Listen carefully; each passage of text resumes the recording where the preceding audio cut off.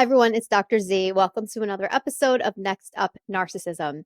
Today, I sat down with one of the most amazing women I have ever spoken to, and that is Elizabeth Chambers. Elizabeth, I had recently seen on a show called Toxic. It's a new series that's out that talks about and interviews people who had been in abusive relationships and really toxic relationships. And Elizabeth is the host and executive producer of the show Toxic. And I immediately needed to contact her because I needed to get into it with her and I needed to talk about this series with her because it is something that every single person should watch. Period. End of story. Whether you're in a toxic relationship or you're not. So, a little bit about Elizabeth Chambers. Elizabeth is an investigative journalist, celebrated entrepreneur, and advocate who seamlessly blends business savvy with creative vision. She's a graduate of the Moody School of Journalism at the University of Texas and worked as a prominent journalist for almost 2 decades. She's also known as the founder and CEO of the beloved Texas-based restaurant chain Bird Bakery. Her career in journalism began bringing stories to life as a correspondent for Current TV, CNN, the Human Rights Foundation, and the Food Network. Elizabeth appears regularly on The Today Show and is known for her correspondence on a variety of shows on NBC, CBS, and Fox networks. Outside of her media and culinary ventures, Elizabeth is a passionate advocate for causes close to her heart, including cancer research and combating food insecurity. This is not just an excellent episode, but it is an extremely important episode. It really will kind of give people a different perspective on toxic relationships and really get to how this happens and how so many people after so long find themselves in these relationships and questioning themselves, how did I get here? And this show Toxic gets at how did I get here?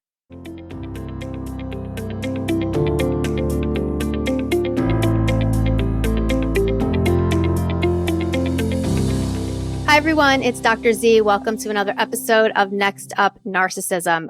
Today, I have an extremely special guest, Elizabeth Chambers, who has recently launched an incredible series called Toxic. And we'll get into what that is. But I'm going to hand this over to you, Elizabeth. Briefly introduce yourself, who you are, and then we're going to dive into this series because it is so important. And like I said to you before, I want to make sure that we get this out to as many eyes as humanly possible. Absolutely. Hello, internet friend. I'm so glad that we met. Yeah. I'm so glad that my show brought us together. Yes, my name is Elizabeth Chambers. I am a TV host and a journalist, and I currently have my dream job and project and mission on the air. It's called Toxic on Discovery, Investigation Discovery. We're streaming on Max. And really, this show is a warning sign for anyone who has will date, has dated, not dating anymore. Basically, all of humanity is our demographic, which is a wonderful thing. But my mission in this show is really to deep dive into relationships, into our personal patterns. And you were so lovely and reached out after watching the first episode and shared with me how it really impacted you. But I also love your background and your perspective and how we can really break this down. We have 6 episodes the first season, and all of them are very different, yet all of them have through lines. And I want everyone to end every single episode saying, am I in this kind of relationship? Is my sister in this kind of relationship? How do I prevent my children from being in this kind of relationship? And that's really the goal, to help people identify these red flags so they don't end up dead. So they don't end up wasting 5 years of their life. Yeah, exactly. I mean, the repercussions of being in a toxic relationship can be tragic, and they can be fatal. So in this process, and we shot this was a 3-year process, and we shot for 1.5 years. And I really immersed myself with the families and ingratiated, we're not just going and sitting in a living room across from each other with a script. Like, I lived these people's lives and really got to know them. And in doing so, was able to identify some even deeper patterns. So yeah, I mean, I love what you do on a day-to-day basis. And I think this is truly our mission and our work to make this more of a conversation. Because, during COVID, people were talking about it on social. They were saying, like, these little terms came out like ghosting and breadcrumbing, and those things were kind of cute in a TikTok, but no one's having the bigger conversations. And there certainly hasn't been a series about it yet before our show. So really, like, I say this is romantic Dateline in modern day. We're not Yes. like breaking it up. These aren't cold cases. Every single Yes. case that we are telling, every story we're telling is living and existing in real time. Yep. And we don't know the ending, That's right. And as you know, with so many DV relationships, they often go back. Maybe someone's going to have a job. And that was a real challenge I found while we were casting, while we were trying to find the stories, is we'd find a horrible, horrific, like harrowing story. And then our subject or our survivor was going back to the person. Yeah. And so, it takes 7 to 9 times the incidents of domestic violence, even for the police to be called. But then even beyond that, there are just so many layers in the justice system. And what I want to do is pick your brilliant brain and figure out, we have, again, these are people who are existing in society. Some are behind bars, but most of them are existing, walking around, doing this over and over and over again to their next victim. And they're just looking for their next victim. So how do we look for those red flags? How do we identify them? And how do we make this a normal conversation that we're talking about over coffee and wine with our friends, so we can pull the ones, there you go, exactly. So we can pull the ones back in that, like, that we know. And I always tell people, I'm like, I can ask you right now, who are 3 of your friends or acquaintances that you do not think are in healthy relationships? It comes to mind immediately. Yeah. And so why are we letting that happen in plain sight? That's right. And, it's interesting that you said the kind of romantic dateline, because I was explaining the show to somebody else that they had to watch this. And they're like, oh, so kind of like a date. I said, actually, no, it's the stuff you don't hear about on Dateline. Dateline is the end result. This is the stuff that you see that you don't see. This is the stuff that's behind closed doors, that it's not even, and I find this a lot. It's not even that that they don't want to talk about it. I mean, that's part of it. They don't know how to talk about it. How do you even begin to explain what goes on? Because it's so nuanced based, and it doesn't start bad, and it's not all bad. So it gets extremely confusing. And I think what your show does so well is it shows that course, right? Which gets left out a lot when we hear the end results of domestic violence, and we hear the tragedies that happen. Regardless of the episode, every single episode demonstrates the same exact protocol, the same exact pattern. And that, I thought, was portrayed so well, because none of it starts bad. Doesn't matter how smart you are, doesn't matter how successful you are. In fact, you're almost more at risk the more intelligent and successful you are, because that's what people are drawn towards. And I think it did a really good job of showing that this can happen to anybody. And so I like to call it preventative medicine. Like, I look at your show almost as preventative medicine. That if you don't think you're in it, but you're kind of ignoring these little signs, to pay attention to it. Maybe it's nothing, but maybe it is something. And it's really important to pay attention to it. Exactly. No, it's almost like the prequel to every, true crime in the backstory. And I love preventative medicine. I mean, that's such a great example. And I have to tell you, Dr. Z, like, one of the biggest surprises for me was, I really got into that. I created the show after I did a deep dive into my own life. I was going through a divorce, and as a parent, the last thing we want to do is ever inflict trauma on our children. So I became obsessed with making sure that general patterns were broken. And that was really like the impetus to this. But in that process, I realized just how many bad relationships are a result of patterns, right? So my biggest surprise, though, for season one of the biggest surprises, because as you know, there were a lot, was that I thought that a lot of these women would have seen this behavior modeled by their parents in terms of their mothers choosing poor relationships. Not the case. In every single episode, they had never seen any sort of discourse. Their parents were like, leave it to Beaver. And I know, because I interviewed them. It was literally like the most perfect marriage. They had never seen any sort of arguments, of fighting. So they didn't have the tools in their toolbox to identify that. And so, listen, we love a beautiful, happy marriage. I'm not saying that, but I think our parents and our grandparents, they brushed things under the rug and they wanted everything to be perfect. And so, like, the only way we're going to spread this preventative medicine is by cracking, this wide open for sunshine to disinfect. And really ask your mom, were you happy? Were your grandparents like, I don't think we're not going to be happy all the time, but like, tell me what I don't know about what you endured, because I always like, we're so quick to like prevent, again, that's the whole reason I did it, to insulate our children from any trauma. But like, really, I mean, it's not the worst. Not only is that, as long as it's not trauma, and you speak to this all the time, like it's not trauma if it's handled correctly, right? And that's the same with anything. So adversity is not only not the worst thing for children, but it's necessary. Yes. And I strongly believe that. Yep. yeah, so first it made me feel better about my divorce, Yeah. personally. Yeah, But then sure. it also, like, made me look around and be like, wow, this isn't all what I anticipated. Yeah. It wasn't a pattern at face value. Yes. And so I think that's something to dig into as well. Yeah. One of the things you mentioned in the show that's so important is generational trauma and generational patterns. And oftentimes when we look at patterns of behavior, we stop, right? We don't go further. And, I jokingly say this all the time, but I mean it when I say Disney. Disney messed all of us up, right? 100%. Sets this precedent that we're supposed to have this fairy tale honeymoon encounter. And even I remember watching, I have a boy and two girls, and I remember watching Frozen with all three of them when they were really little. And the scene where they decide to get married and fall in love because they said the same word. Please no. This is right. literally where, yes, this messaging starts young. And it's you know awful. what, Dr. Z? It starts so young. It ingrains in some man's going to rescue you. Yes. If they choose you. This messaging creates a pick-me culture. Yes. And it creates it from the time they're little. And then we're reading 17 magazine and Cosmo when we're teenagers. And it's like, learn to give the best blowjob so he puts a ring on it.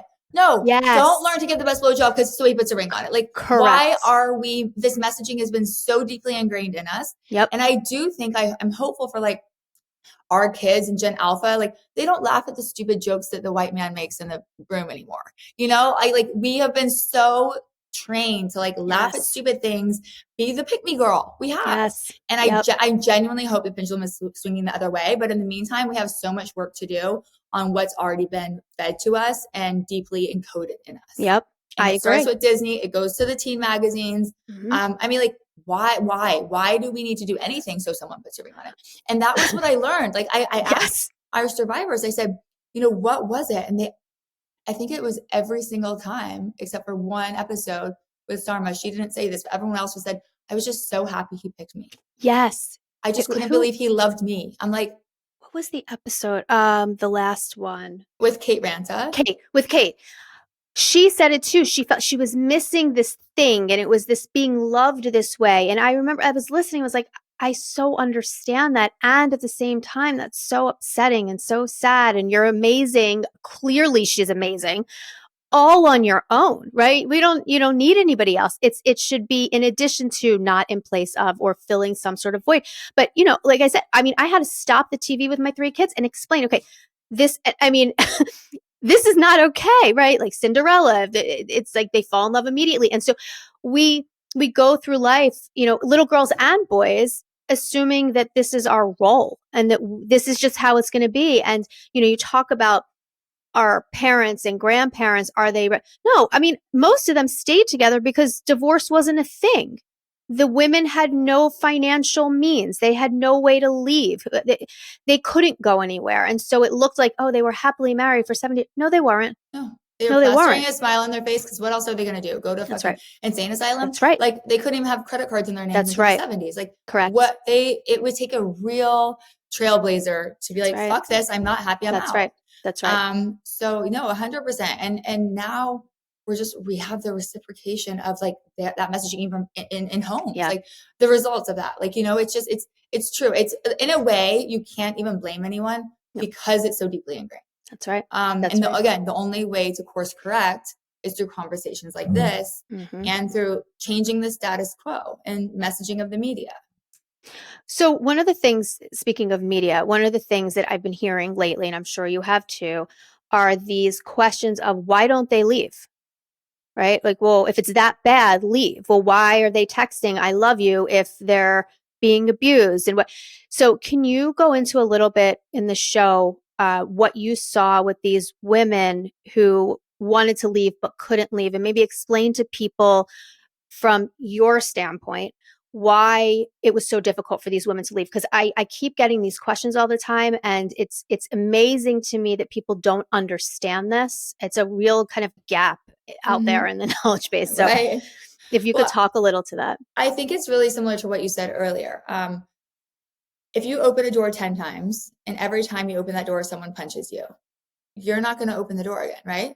But if you open that door 10 times and every other time someone hugs you and kisses you and affirms you and loves you, you're going to keep opening that door because you're hopeful and you're optimistic and you believe. Like, we're taught, fight for your marriage. Yeah. You know, again, like, why did I Or stay you after I failed. knew If where you, like somebody was cheating on me and I was like, Yeah. I would do anything for my family. I mean, yes. listen, I have never been in any sort of, physical situation, but Yeah. like betrayal is another form. Sure. And I'm like not somebody who, some people are fine. They're fine to be cheated on. But like, I was like, why did I tried so hard to repair my family and my marriage after one time. And like, that's not who I've ever been at my core. Yeah. But the things that you do to keep it together Yep. and the things that you do for hope in the future are wild. I mean, like, because they're good at giving you that. Yes. They're good at giving you, and I truly believe if you are a good, trusting person, you believe in the best. You believe you hope for the best. Yeah, and I always say it's what makes you a good person. Correct. Right? To the core. And so it's very difficult to lose giving up hope. Some people feel like they're a failure, or they failed their kids, or they failed themselves, or expectations. And there's a lot of shame and guilt with it. There is. And you don't know, I mean, what, for so many women, it's financial control. I mean, so many women. Yes. And that's another thing we need to really break down. We could be out here all day. All day. But there's so many forms of coercion and control. There's financial, there's emotional, there's fertility. I mean, we're looking at one case where this man kept getting he was vet and kept using bovine hormones to impregnate women and then sedate them, like across countries, 2 countries. So I didn't know fertility abuse was a thing. Yeah. So, financial is the number one. And I cannot tell you, I mean, I get hundreds and hundreds of DMs of like, I had a great job. I had my own car. I had my own condo. Slowly they come in. Here, I'm going to take over your car payment. Yes. And here's a new car. Yes. And then before you know it, you don't have a credit card in your name. That's right. And I'll take care of it. You don't need to pay for it. Let me handle it. And you're a prisoner. And like this one woman who's DMing me, like, went to Vanderbilt, amazing school, had an amazing job. She's in a shelter because she does not have $1 to her name. And that was her only option. I mean, upper class, like, never thought she'd find herself there. Yep. But that's the thing. You never think you're going to find yourself at the end game. I mean, nobody sees it coming. And that's the whole point. That actually wrote that down to discuss with you because I think people assume that would never happen to me. That, and like I said, it doesn't matter. It really doesn't matter how successful, how smart you are. They are very aware of that because people have to remember, if they don't think there's a chance that they can control you and strip you down to nothing, they're not going to risk it. Correct. So they already know that they can do this, right? And it doesn't matter how many intelligent women do we know that and successful women that go through this? And the reason is because here's the thing with the love bombing, and this I saw in all of the cases that I saw in all the episodes so far, that we think of love bombing sometimes a little bit incorrectly. Love bombing is, yes, it's the showering of gifts and the doting and the calls and the flowers and all of the vacations and the fake promises. Yes. The other thing that love bombing is channeling into a person's vulnerabilities, interests, opinions, all of that, and targeting that so that the person feels that they're on the same level as them, that they can relate to them and therefore be vulnerable and open up to them and trust them, and that they meet. Right. And I think people don't realize sometimes that that's love bombing because they look for the outlandish, extravagant stuff, which is part of it. But, let's say I love hiking and, that person I'm on the date with starts talking in detail about hiking and where they want to go. And they've never been, but they did their research and they're trying to join with me. To me, I mean, that's that love bombing. It's that effort to target you. And so that's why I think sometimes it's missed because it isn't the stereotypical definition. Because a lot of the cases that you had, a lot of it was a single mom, at least in Kate's case, single mom needs help, drop off, carpooling. Yeah. I mean, that's our love language. Yes, right? Please, someone just help me. I mean, like, yes, that is you're in. If you can help me drive carpool, you are in. Like, yes. And I listened to that and I laughed to myself because I'm like, I pay a babysitter to help me. Like, sure, like, yes, help me, right? Financially and all of these things she was looking for. That's love bombing. Yeah. Right. And there are micro versions of it. Yes. I mean, that's what I know when talking about is a micro version in every relationship. I love that. Yes. Even, and that's what I'm like, are you in an abusive relationship? Are you? Maybe not, but like, I want everyone to even challenge the relationships that they're in. You know, every marriage, every dynamic can use improvement. Yeah. There are micro versions of every single thing that we're discussing here. Yes. And that's a perfect example of love bombing. Like, yes. You know, she and Kelly, in Kelly's case, he was like, he brought my mom's favorite lily. Yes. And my favorite flower, which was a lily, and her mom had just passed away. All he had to do was go on Facebook. Like, this is targeted. And I love that you're saying that, because we do keep it more general. Yeah. But with all the information that's out there and photos, it does not take a rocket scientist. I mean, it really just makes it so available for people to have that targeted love bombing technique, for sure. Like, has not been discussed as much as it should. And I also think too, like, you know, if you think about it, so with the lilies and the, you know, and representing her, you know, a death, and what it also does is it tarnishes the thing that they love the most, right? Which is what they want to do ultimately anyway. That's exactly right. And so nothing you have gives you that, nothing is sacred, and nothing gives you joy or meaning anymore unless it's created for you. Right. And they take over what exists for you. They take that over and they own it. Now they have ownership on what's meaningful and what's precious and sacred. And that's exactly, it's just a euphemism for what they're doing with your emotions. I mean, everything. It's like complete takeover in the most subtle way. The dripping of I compare it to the dripping of a faucet, and before you know it, you just walk by it. It's too annoying to fix. I'll deal with it later. And then before you know it, you're standing in your kitchen and you're completely flooded, and you don't know how you got here, but yet you're embarrassed to tell people because technically you knew about the leak, but it wasn't that bad. And sometimes it stopped, and it's so confusing. And again, in toxic, you see this. They did a really good job of isolating every single one of the people that you interviewed. And so even if they wanted to talk about it, there was no one to talk to about it in their mind. Right. And they also do the same thing. I mean, it's textbook, right? You're not meeting their group of friends. Like, show me your friends from high school. Show me your friends from middle school. Well, you can't, because guess what? They're going to tell you that Chris never hiked before he met you. And that is all, it's all so planned. And I guess, like, what I want to know from your perspective as a psychologist is, like, do they, and I asked Kelly in season 1 and episode 1, I was like, I think Chris loved her, like how he knows how to love, right? And I said, do you think he ever loved you? She's like, I don't think he did. So my question is it so strategic when a narcissist is doing, and let's not even place narcissists, because these are just patterns that some people who maybe are not narcissists also possess. And like, please talk to me about that too, because I think we throw away around narcissists like confetti. But like, some are just tendencies, right? Yes. So I love that question. So there is a difference between learned patterns of behavior that don't have malicious intent versus deliberate planned behaviors with the underlying function being, you know, destruction, so to speak. So I always tell people to look at the function of the behaviors, because on the surface, the behaviors could look identical, right? You could have somebody, let's say, who's very socially awkward, and so they do all their research ahead of time before they go on the date, and they know all these facts about you, and they're, you know, saying all these things because they're uncomfortable. But the reason for the behavior isn't to manipulate you and suck you in. So on the surface, the behaviors may look the same, but the functions are inherently different. And so one of the ways that I like to tell people to differentiate between the two, and then I'll get to the question about if they know what they're doing, but is when you bring, so if I'm doing, if I have a pattern of behavior, let's say that really doesn't sit well with you, and it hurts you and it upsets you, and, you know, you pull me aside and you say, you know what, Jaime, this bothers me. This really hurts me. And I may be a little defensive and say, well, I don't mean it, but if I know that it hurts you and I care about you, I don't want to hurt you. So I'm going to work to change it. Is it going to be slow? If it's a long standing pattern, of course it will be. Will I give you pushback? Of course I will. But my intention isn't to cause you harm. That's the difference. If you tell somebody who is, we'll say, characterologically flawed. How about we say it like that? Characterologically flawed.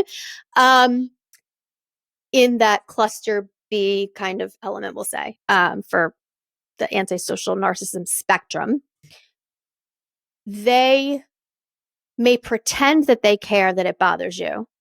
They may pretend to say they're going to change, and they may only if it benefits them, but the underlying function is control, power, and manipulation. So they're not going to give up that behavior because then they lose control. That's the difference. Um, and and those people, depending where they fall in a continuum like that, really, there's very little chance that that's going to shift. Right. So People again, who have it's unhealthy patterns will change. Yes. right. And I think, again, it goes down to actions versus words, right? Like actions are all we have. Consistency and Consistency. consistent actions. So is this premeditated? Because like I said, Chris is, I mean, and by the way, I'm like the people that what I have found out past these episodes is beyond shocking. Like I hope that I can share an update, but it is horrific on every level for the people that are not incarcerated. Oh, I can't I imagine. just like, I mean, I think it would take a lot to surprise you, and I can guarantee you I would shock you with Oh, what I've learned.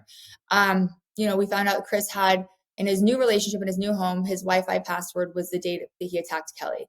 So, that's like a trophy for him. And he yeah, carried that on. And there's yep. no accountability, there's no regret. And in that case, things have just gotten worse and worse with his next targets and victims.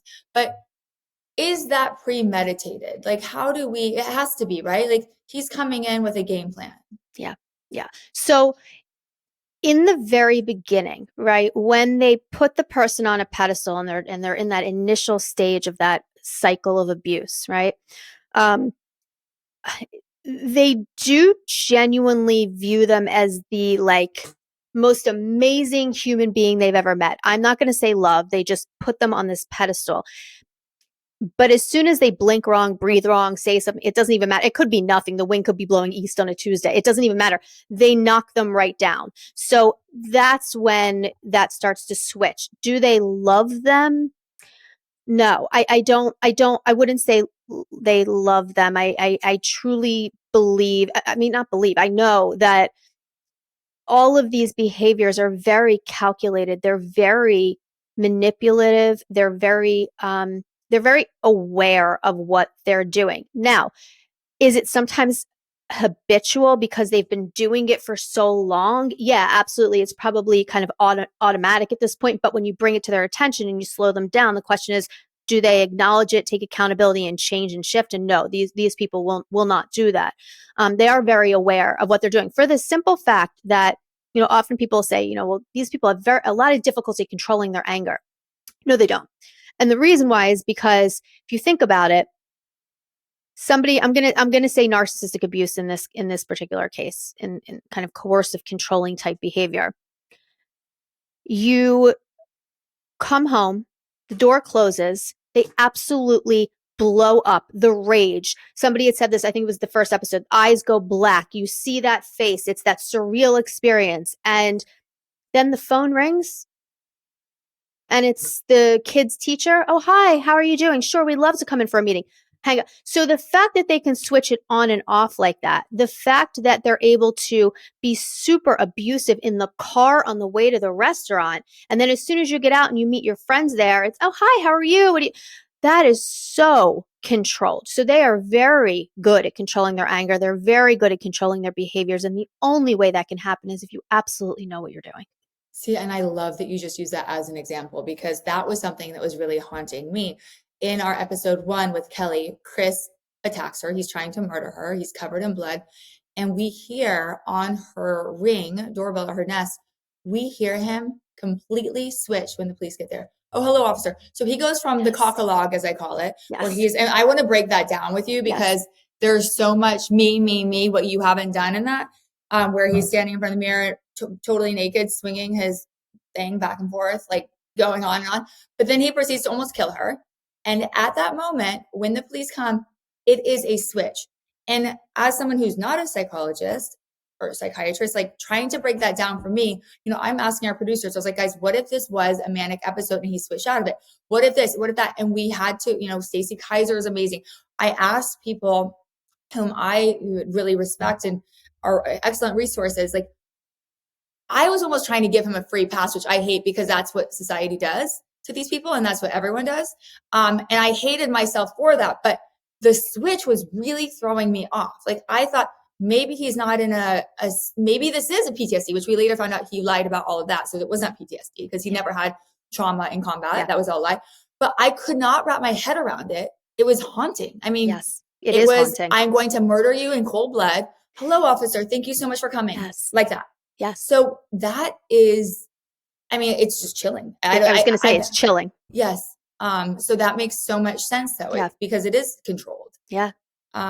Yeah, it's very controlled, and it's used to control, manipulate, and, you know, maintain dominance over another person. Because now, in addition to that, if you even take it down a notch, imagine being at the receiving end of that. And then somebody comes over, and all of a sudden, your significant other is so sweet, or your family member is so sweet to them. You're left thinking that it's me, right? It must be something I'm doing. Yeah, I'm crazy. Like I make them this crazy, or maybe I'm imagining it. Maybe it isn't that bad because they're fine with them, or what's wrong with me? So there's so many facets to this. There's so many reasons why they do this. It's very much done on purpose with a very specific function. Wow. Wow. And that's so helpful. I mean, again, just knowing that people need to look for that is so validating instead of wondering like, I mean, why am I the person that makes them go like crazy like this? Is it like, am I the problem? But and the fact of the matter is they've done this before, and it only gets worse. And that's what I've really seen. And so many of our survivors said that. They're like, I am really grateful I survived. I'm just terrified for the next woman and the next woman and the next one in person. I mean, I really want to find more examples of, of gender reversal. But it is, whether it's a man or a woman, like it is a pattern that they keep getting better at it, and they keep getting stronger and more destructive. And it's just, I think, knowing what to look for, like, if someone is in that situation and they see exactly what you just described, instead of having that voice in their head, which becomes, we all know, like manifesting the wrong direction works as well. And you're like really start to discount everything about yourself, and it wears away at your self-esteem, and it wears away at everything, because you're literally questioning every fiber of your being based on this behavior. So even just that, what you just said is so powerful for so many people. I mean, it's scary. And I think too, the reason why it's so hard to understand is because, like I always say, people are genuinely good people, right? Like, and so if you are an inherently good person, it's very difficult to wrap your head around this type of, and I'm going to say, evil at times behavior. I mean, it's surreal is the best way I can describe the feeling. It is surreal. It's almost like an out of body experience. You lose total touch with your own reality. But again, that's constructed for you. It's part of the narrative that's being fed to you. And as far as what to look for, part of the problem is because it's not all bad all the time, and it's not all bad at once. In fact, it's great in the beginning. It's hard to give that up. It's hard to give up this amazing romance. And, in the beginning, you're most of the time you're having this intense, crazy sex, and it's very intimate, and all of this stuff that it's like you've never had before. And now you have it, and they're making you feel so good. I mean, who wouldn't want that? For sure. And that's the problem. Right. And we know like good sex can erase a lot of bad deeds. That's right. Let's be honest. Yeah, that's right. It's absolutely true. And then like, I think it's really interesting too, is the weaponizing the sex, which is what Chris did in in episode 1. Right. So I am like so fascinated by, the transcript. If you just look at the words that he said, all I ever wanted was for you to love me, to have sex with me. Is that too much to ask? And for your audience who hasn't seen it, in episode 1, which please go watch it, there's this monologue scene that Chris, James, Kate, oh my gosh, that Chris, is Kelly's ex-husband, is doing in front of the mirror, where he's completely naked and he's swinging his penis back and forth. We blurred it out, and he is covered in blood, and he's giving her kind of this like final speech or reasoning behind why he's about to try to kill her. And it's almost like his last words in a weird way, because he doesn't know he's going into this wild attack where he's strangling her, really trying to murder her. He doesn't know if he's going to be shot. I don't know. In a weird way, it felt like this strange manifest. Break that down for me, because obviously there's no accountability with somebody Correct. like him. It's always about her. It was all about sex, Mm-hmm. which I think was the only way that he, and I say this in the show, it's the only way he could demonstrate control, because she was the breadwinner. Yes. She had social control. Like she was in control in every other aspect of their lives, even though he made her sick and poisoned her. The only control he could really exert was in the bedroom. That's right. That's and absolutely found, right. And she found texts from another woman that he was being at least emotionally intimate with, or textually intimate with. Mm-hmm. And so this was sort of like his last speech before he wanted her dead. Mm-hmm. So when he's saying, all I ever wanted was this, all I ever wanted was this, what is the psychology behind that for somebody like him? Mm-hmm. So it goes into that lack of accountability, because if he's saying all I ever wanted was this, he's also saying, and you just couldn't give it to me. All I was asking, it was so simple what I was asking. Therefore, all of this is because you couldn't give me what I needed. And so it's another way, yet again, to deflect accountability, to not have any empathy whatsoever for the consequences of their actions and the hurt and the harm that they have caused, not just this one person, but everybody around this person. And it's that last ditch to make themselves out to be the victim. Right. Yet again. Right.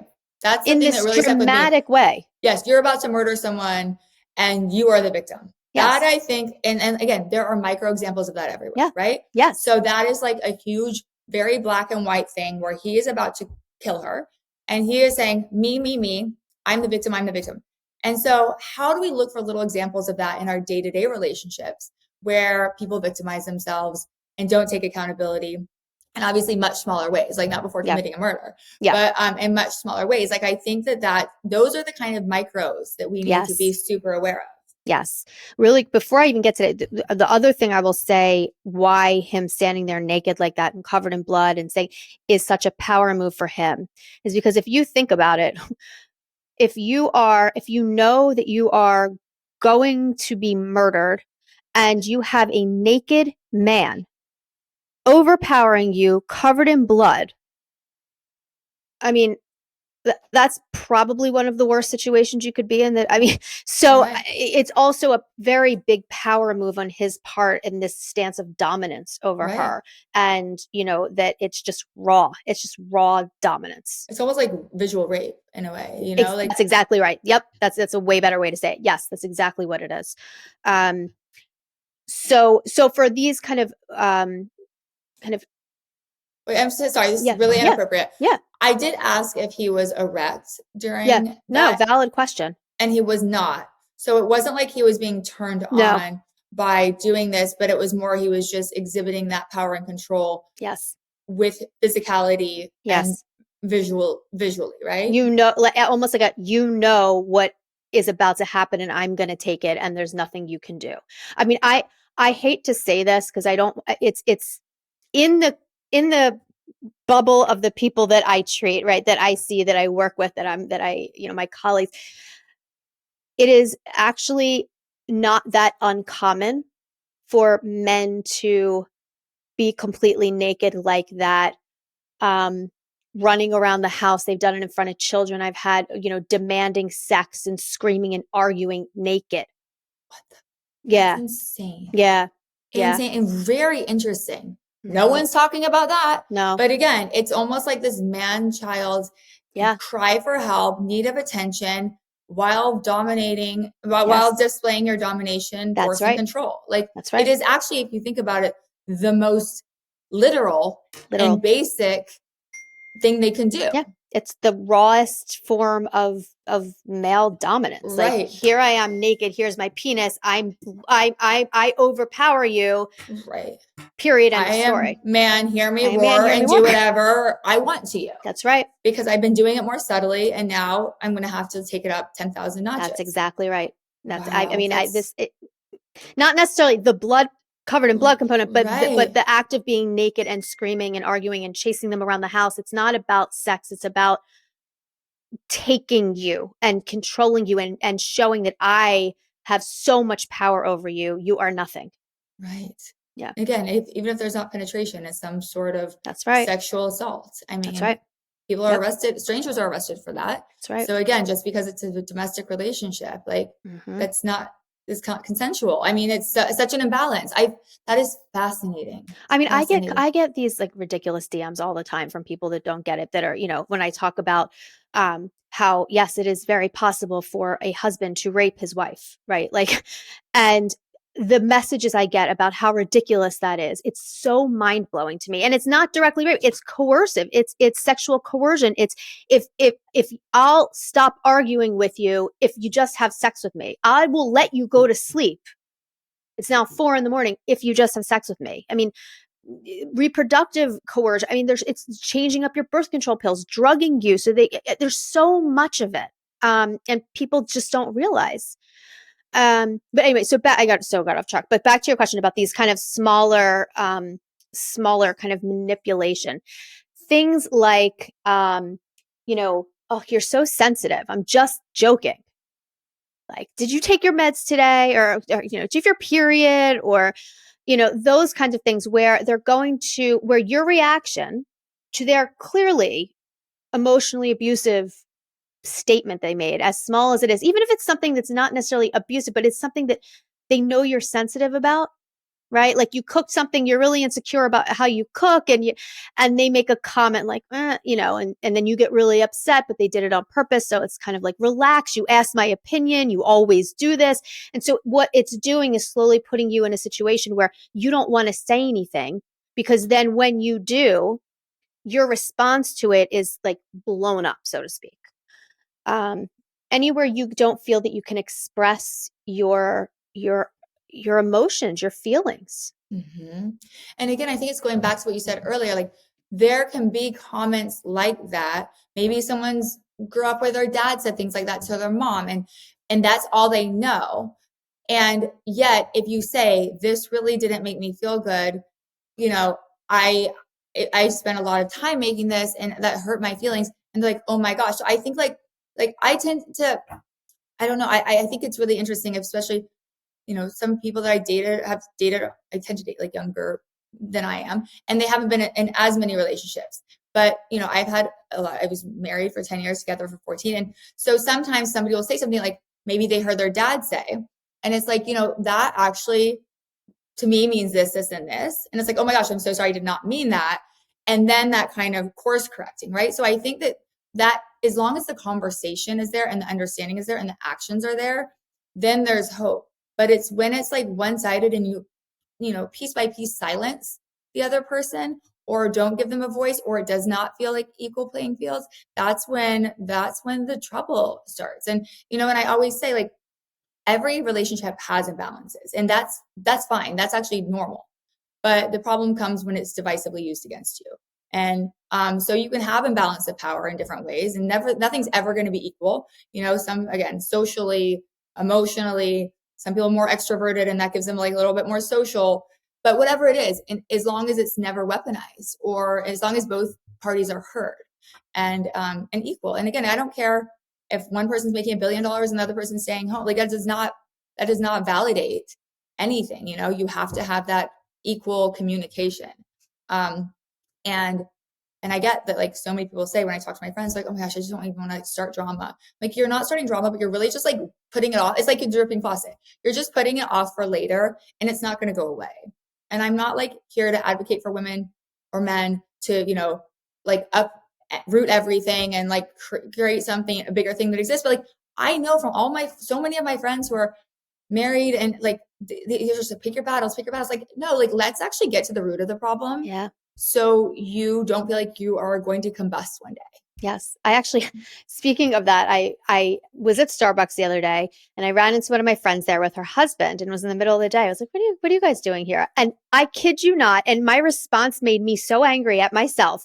She said, we've been in a little rough patch, and I really like to address these things before they get out of hand. And, so we're taking time to have a conversation about it. And I'm like, what?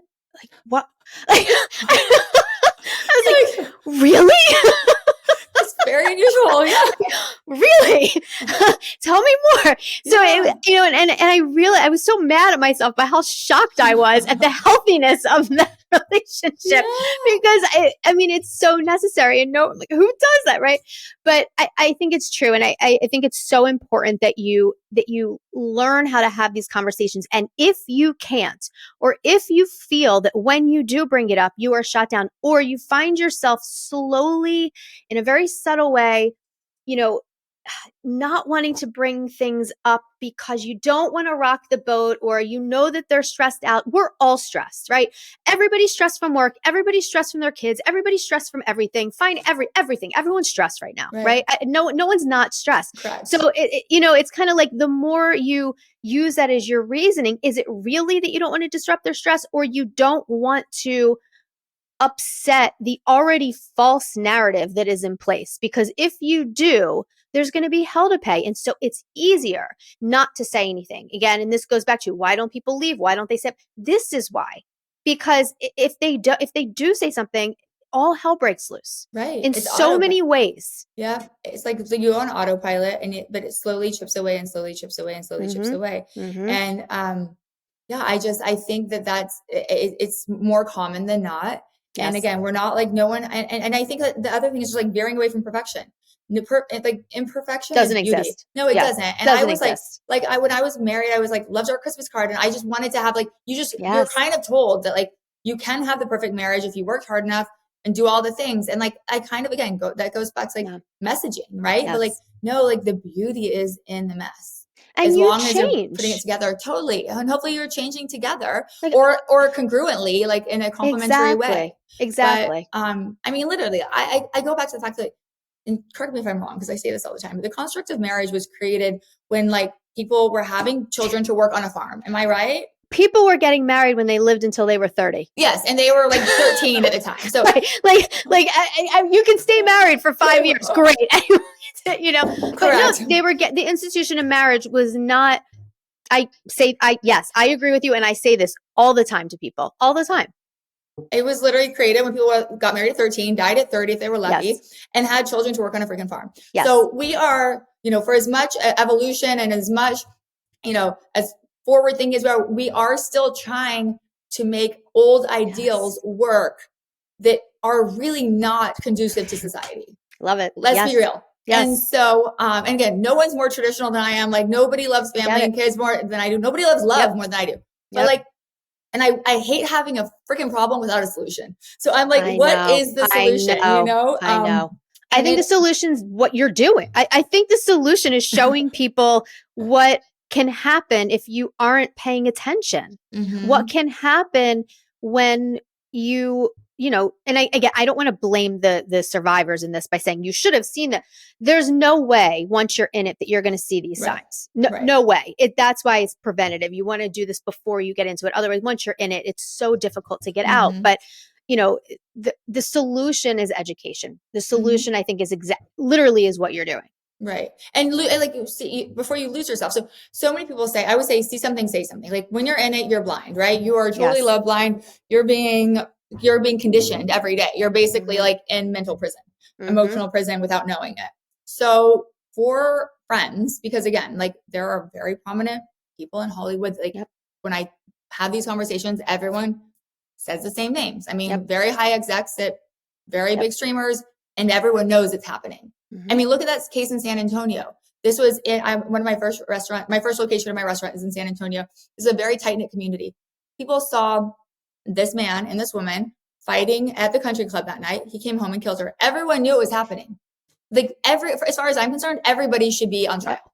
And so how do you do that? How do you approach it though, when you know a friend of yours, or even worse, probably an acquaintance, because you don't have as much room, but like you cannot sit back and know that somebody is being abused, coerced, and potentially dead. Yes. If you don't step in. So like that's the $1 billion question is how can you interrupt that pattern when you know it's occurring? For acquaintances, that's a difficult one. That's a hard one to navigate for friends people or family. that friends or family. What I tell people, and it's not, I wish I had a better answer than this, but it really is the only way. chances are by that point you've been isolated from friends and family where you're like in a fishbowl, so you can't pull yourself out. So you really need somebody to come in, pull you out, give you that objectivity to be able to look at it rather than being tangled up in it. And the only way to do this, and this is what I tell to people I work with all the time, let's say who has a child that's in an abusive marriage and they can't get them out and they don't know what to do, you can't cut them off. It doesn't matter how isolated they have become from you. It doesn't matter what they've said to you, what they've done. At some point, when they try to leave, they're going to need resources, financial, they're going to need a car, they're going to need a place to stay, they're going to need basic things in addition to social support. So I always tell them, just let them know that you are there no matter what. They may not talk to you for 5 years because they've been isolated. You still need to let them know that you are there for them, because at some point they're going to need you, and you don't want to cut them off because you're angry that they keep going back, or you're frustrated that they don't see what you see. They are brainwashed. They don't see it any other way. Just be there for them. That's really honestly, because the more you try to get them to get it, the more isolated they become, the more they dig their heels in, the more power and control that you're giving the abuser. And so you really kind of have to take this back seat, but yet still be proactive in the same way. It's not the greatest solution, but it really is the only solution. Right. And there's nothing you can really do with the abuser, right? Like, hi, let's become, I don't know. I'm just like, I get these DMs of, and people staying with their kids. And our episode that aired on Monday with Kate Ranta, she kept putting herself and her children in this situation. I mean, and you saw sons kept the husband from shooting her. He And broke my heart. That broke my heart. Will Ranta is my hero. That child, that boy, he is everything. I wanted to hug him. I know. I do. I honestly don't ever get nervous for interviews at all. Like I could but yeah. Interviewing a child who witnessed that is beyond. But if not for Child Protective Services and Chantrice, she was the one that Let me tell you, in my experience, that is so rare. I was all prepared for you to say they did nothing. The CPS, child welfare was called and nothing was done, because that's always what happens. I have never seen a case where the person, Child Protective Services, was that adamant. I usually see the law enforcement, how they handled it. I see that side of it. She would have left though. She wouldn't have left. She said, "I'm taking your son away from you if you don't leave this man." Kate would have been right back there with him. And so that, I always say, everyone's like, "Oh my God, this makes me question everything in the world." And I'm like, no, it's like Mr. Rogers, look for the helpers. Because in every single case, whether it's Detective Littman or whoever it is, somebody comes out of retirement, like look for the helpers.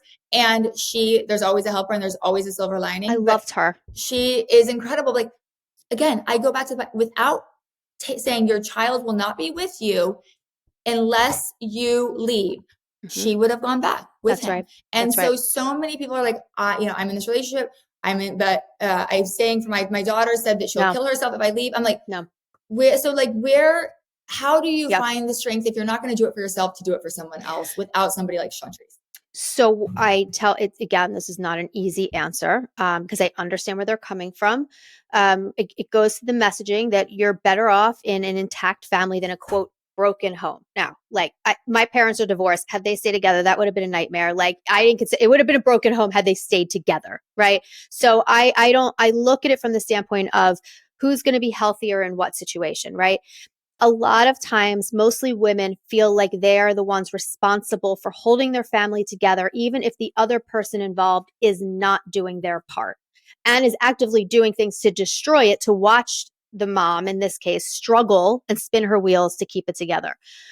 What I end up telling people is that by staying, and I know it is not this black and white, and it is not this easy, but by staying in this type of relationship, you are modeling for your daughters and your sons what behavior you are willing to take, and therefore what behavior is appropriate. You're teaching them lack of boundaries. You're teaching them it's okay to stand there and take this abuse. You're teaching them how not to stand up for themselves. You're teaching them how to let somebody take their power away from them. And to me, that does a hell of a lot more damage than living with two separated parents. And that's actually what I tell people, and it gets them angry because they feel that they're stuck. But if you're not going to leave for you, then I make it about the kid. You have to. You have to, because at the end of the day, all parents want is for their children to be safe and happy. That's it. And so if that's what it's going to take, and that's how I'm going to get them to see what's going on, then that's what I'm going to do. Exactly. I mean, you didn't come this far to come this far. You try to be the best Yeah, parent raising them when they're little. And then this is bad parenting. Like, if you're going to put it that plainly, like, you yeah, are being an unfit parent and again, there are things that, I will not eat super healthily in life, and I love my cake, but like, when yeah. I'm pregnant, we do things for others that we That's don't right. do for ourselves, You right? have a Like, higher purpose. correct. And Hmm. like, and it's easy to like brush our own needs aside, but when it comes to our kids, Yes, that is the most important. And I think like a lot of people, again, and a lot of it goes back to financial independence as well. That's just a conversation that people, these are warning signs. And again, I think we're really the yes, first generation. I think the millennials are the first generation to understand this. If you even look at the rights that we didn't have up until that's the right. 80s. That's right. So it's understandable, but it needs to be prevalent. It needs to be the rule, not the exception, in Yeah. terms of these conversations and Yeah. awareness. I mean, I use this example all the time. She lets me, but one of my closest friends, she was a practicing attorney, wants a pet, very smart, has 3 kids, wasn't allowed to work because they didn't want men talking to, it was right. So, 20, 30 years and she never works. She has no earning potential. And she has 3 grown boys. And let me tell you, I mean, it's interesting how each of them speak to her because they were privy to different things at different times, and so some of them tend to model the speech pattern. And I think it goes back to your example of what's considered learned patterns of behavior versus what's considered characterologically flawed behavior. And in these cases with her kids, she really had to educate them on, that's not how you speak to women, this is not how you handle this, this is what you need to do, and worked with them. And it took a long time, but worked with them to change it. And that, I think, is where she broke the cycle. And so I do think she stayed for a long time. Staying for a long time has a significant impact on the children. Is it reversible? Absolutely. So I don't want people listening thinking, oh my God, I'm still here, I don't want to ruin my children. It's fixable, but you do have to get out. You do, and you do it for yourself. I always say, we know the date we're born. We don't know the date we're going to die, but like that dash in between on your tombstone, or, when on your obituary, or whatever, like, I want my dash to be like the most vibrant, the most pixelated, the most saturated, joyful. This is not a dress rehearsal. And I know not, it's like so woo woo and so cliche, but No, like, I say that all the truly, time. you This have is it. one chance to do Yeah. it right. Why are you going to let somebody else dim your dash and take away, really, if you think about a pixelated chunk, like chunks of it? And so find your joy, find your peace. If that means, a couple of years of what you deem to be suffering, that's not like, it's just going through hell to the light at the end of the tunnel. But when you're staying in a hell that's a comfortable hell, instead of going to, the unknown, like, it's those patterns continue because people don't change Right. if they're not trying to. That's right. And That's these right. people are not the type of people. Trust me. I imagine my job is literally making narcissistic, angry men more angry at me. And so the Clearly. stuff that I'm So doing, is mine. I mean, like, we're really loved. I have a lot of enemies. It's the beauty of not giving a fuck. I mean, zero fucks given over here. I'm like, good. If you're mad at me, it means we're doing something It means right. I did my job. Correct. So, I feel like the more we empower and the more we talk about this stuff, the more people will share Yeah, I agree. and identify. Again, like, it is happening on every level, everywhere, Hmm. on some level, It and happens if at it's work. It correct. happens in your family. It happens with friends. I mean, it happens. Yeah, I know. And now it's just healthy communication, and like, healthy communication. I just love your term preventative medicine, right? So Yeah, we're I mean, it's all into biohacking physically, like, let's do that mentally and yes, emotionally. yes. I love that. I love that. I could talk to you for hours, and I hope we do this again. Me Um, too. before we go, can you tell everybody again your show, where they can find it, where they can watch it, where they can find you, where they can reach out to you if they have questions or? Yes, of course. My name is Elizabeth Chambers. I'm on Instagram, and our show is at 10 Eastern, 9 Central, every single Monday night on Investigation Discovery. We're streaming on Max. If you want to go binge, we have 4 episodes up now, and we have 2 really, really exciting, mind-blowing ones coming next Monday and the following Monday. but the show is called Toxic, and it's about toxic relationships that have ended tragically. So watch it so we have fewer tragic endings, please. Like, just optimize your dash, optimize your growth, optimize your life. And yeah, just watch these brave women. Honestly, it's these stories. And, when somebody goes through something like that, the fact that they're willing to relive their hell in hopes that their horrific experience can hopefully change lives. Like, they are the heroes, and you will fall in love with each and every one of them, just like I did, and their families. I mean, they're incredible, incredible people. And they all are on Instagram, except for, they're all on Instagram too. And the beauty of this show, like I said earlier, is we're watching this unfold. Like, season 2 and season 3 of each of these episodes is happening before your eyes. And I think that's, like, I don't know, it's rare for a show like that to be happening in terms of true crime, in the true crime space. Like Yes. this. Yes. So I like how you called it the prequel. I love that. That's exactly right. It is. We see all the behind the scenes and what led up to it.